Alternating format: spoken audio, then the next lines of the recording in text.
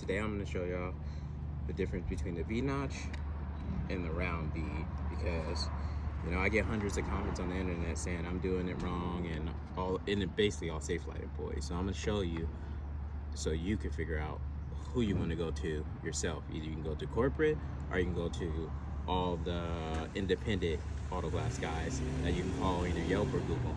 Let me show you right now. So this is a little setup I got going on here. This is what V-notch looks like. This is also Sika glue.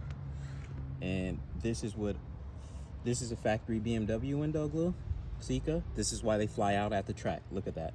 This is GM. So this is what Corvettes and all the GMs look like. This is round bead. This is V-notch. You know, I want to show you another thing too. This is Sika. Look. That means I can kick your window out. So that's what they're not telling you. That's why you see all those windows fly out at the track. I'm not gonna get hit in the face with this shit ain't ripping. So just imagine if they put that on a Corvette. Tubes have, I don't know if you can see this, they already have the lines for you to cut your V at whatever size that they want you to cut, which is, this is a tool that allows you to cut V's really easy. So look, they got the line right here. So if I want to cut a V-notch, put it on the line like that, and you take this just like that.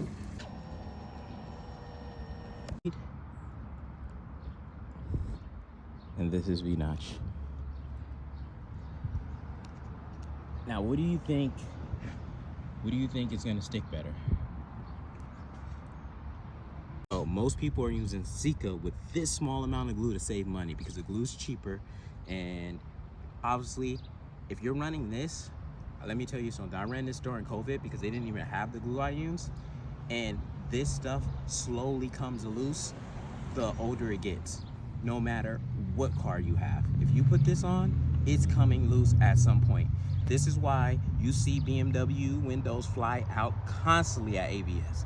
Every single E36 and 46 back window flies out. They have their windows down and they use this. And by the time they take those old ass cars to the track, the windows are just sitting in and they just blow out. Look at that.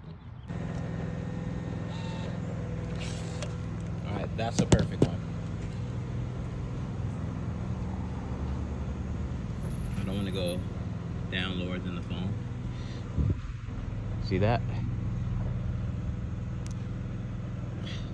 Look how much bigger that contact is. I want to show you guys the stuff I learned over the last 7 years of Autoglass.